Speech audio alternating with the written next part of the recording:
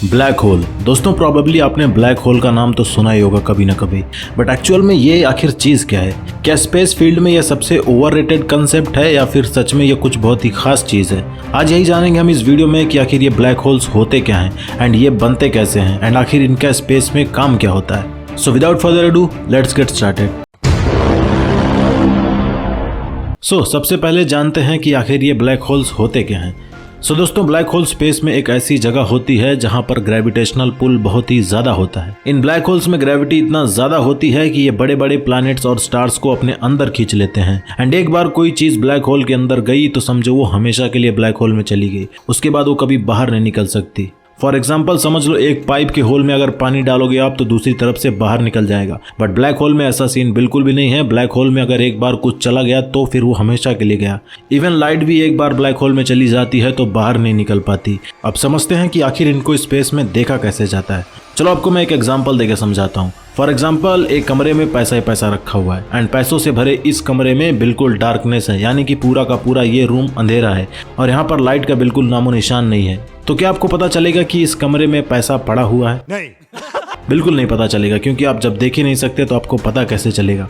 वैसे ही स्पेस में भी एकदम अंधेरा होता है। ये ब्लैक होल्स बिल्कुल इनविजिबल होते हैं, बिल्कुल भी दिखाई नहीं देते। बट आप सोचोगे कि दिखाई नहीं देते तो कैसे इनके बारे में पता चलता है? वेल दोस्तों, ब्लैक होल्स का पता चलता है स्टार्स की हेल्प से। जब स्टार्स ऐसी हरकत करने लग जाए तब समझ जाओ कि कोई ब्लैक होल्स पूरा का पूरा ये स्टार निगलने में लगा पड़ा है। ऐसे कई बड़े बड़े स्टार्स हर दिन ब्लैक होल्स में समाते रहते हैं। नासा वालों के पास कई एडवांस टेलीस्कोप्स हैं एंड ये टेलीस्कोप्स स्टार्स की ऐसी हरकतें देख के बता देते हैं कि कोई ब्लैक होल इनके आसपास ही है। नंबर 2 दोस्तों, ब्लैक होल तो हम जान गए कि आखिर ब्लैक होल होता क्या है, बट दोस्तों ये ब्लैक होल्स आखिर बड़े कितने होते हैं, इनका साइज क्या होता है? दोस्तों इन ब्लैक होल्स का साइज वेरी करता रहता है, मतलब कि ये बहुत छोटे भी हो सकते हैं एंड बहुत बड़े भी हो सकते हैं। साइंटिस्ट का कहना है कि इनका साइज एक एटम के बराबर भी हो सकता है, यानी कि एक एटम के साइज के भी ब्लैक होल्स एग्जिस्ट करते हैं। पर कमाल की बात तो यह है कि इतने छोटे साइज का होने के बावजूद इन ब्लैक होल्स में बड़े से बड़े माउंटेन्स के बराबर का मास हो सकता है। मैं आपको यहाँ पर कुछ पल के लिए रोकूंगा और आपको मास का थोड़ा सा मतलब बताऊंगा।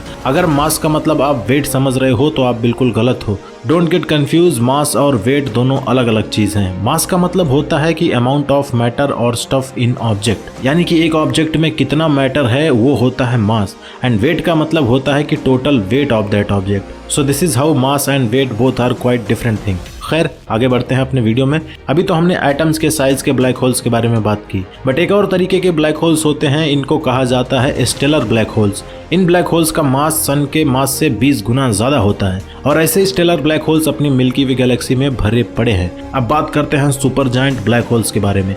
ये ब्लैक होल साइज में सबसे बड़े होते हैं एंड इनको सुपर मैसिव ब्लैक होल्स कहा जाता है। इस तरह के ब्लैक होल्स का मास इतना ज्यादा होता है कि पूछो मत। These black holes have masses that are more than 1 million suns together and ये सुपर मैसिव ब्लैक होल्स उन्हीं गैलेक्सीज में होते हैं जो गैलेक्सीज साइज में बहुत बड़ी होती हैं and they mainly exist in the centre of this galaxies. अपनी मिल्की वे गैलेक्सी भी काफी बड़ी है साइज में बाय द वे, और अपने मिल्की वे गैलेक्सी के सेंटर में एक सुपर मैसिव ब्लैक होल रहता है। इस ब्लैक होल का नाम है सैजिटेरियस ए। नंबर 3 दोस्तों, ब्लैक होल क्या होता है एंड इनका साइज क्या होता है, इसके बारे में तो हमने जान लिया, बट अब बात करते हैं कि आखिर ये ब्लैक होल्स बनते कैसे हैं। How do black holes form? दोस्तों साइंटिस्ट लोगों का कहना है कि ये ब्लैक होल्स तब से हैं जब से ये यूनिवर्स है, यानी कि जब यूनिवर्स बिल्कुल नया बना था उसी वक्त ये ब्लैक होल्स भी बने थे। स्टेलर ब्लैक होल, जो कि मैंने आपको बताया कि एक तरह का ब्लैक होल होता है, एंड ऐसा कहा जाता है कि ये स्टेलर ब्लैक होल्स तब बने थे जब कोई जायंट स्टार के अंदर एक्सप्लोजन हुआ था। एंड आपको एक और चीज बता देता हूँ कि जब कोई बड़ा स्टार एक्सप्लोड होता है एंड अपने रिमेन्स को पूरे स्पेस में रिलीज करता है तो इस फिनोमेनन को सुपरनोवा कहा जाता है।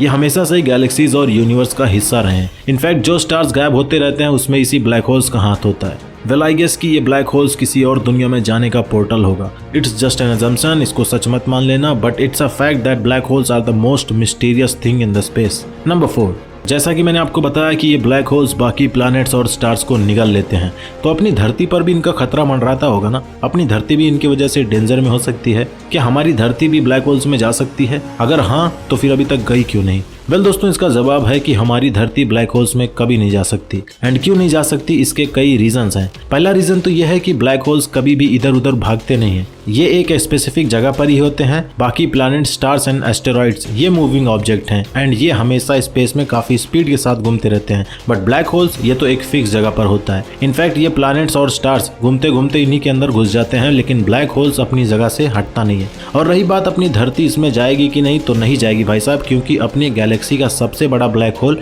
बिल्कुल सेंटर में है और अपना सोलर सिस्टम सेंटर से बहुत दूर है, तो चांस ही नहीं उठता कि कोई ब्लैक होल्स में हमारी धरती जा सके। और अगर मान लो कि हमारे सन की जगह पर कोई ब्लैक होल होता, तब भी ये धरती इसमें नहीं गिरती। जैसे हमारी धरती सन का चक्कर लगा रही है, अगर यहाँ पर कोई ब्लैक होल होता सन की जगह पर, तब भी ये धरती अपने उसका ही चक्कर लगा रही होती, लेकिन इसमें कभी गिरती नहीं। और अगर भूले बिसरे आपके दिमाग में ये सोच आ भी जाए कि शायद कभी हमारा सन एक ब्लैक होल में कन्वर्ट हो जाए, तो भाई साहब ऐसा नहीं हो सकता, क्योंकि sun is not big enough to become a black hole. Black hole बनने के लिए बहुत ही बड़ा स्टार चाहिए होता है और अपना सन उतना बड़ा स्टार है नहीं।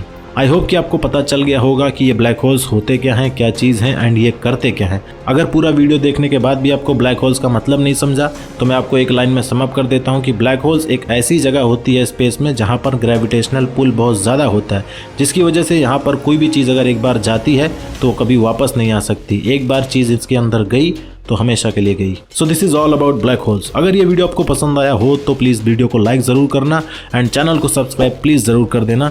मैं आपके लिए ऐसे नॉलेजेबल कंटेंट्स लाता रहूँगा। Till then, tata, bye bye, see you in the next video.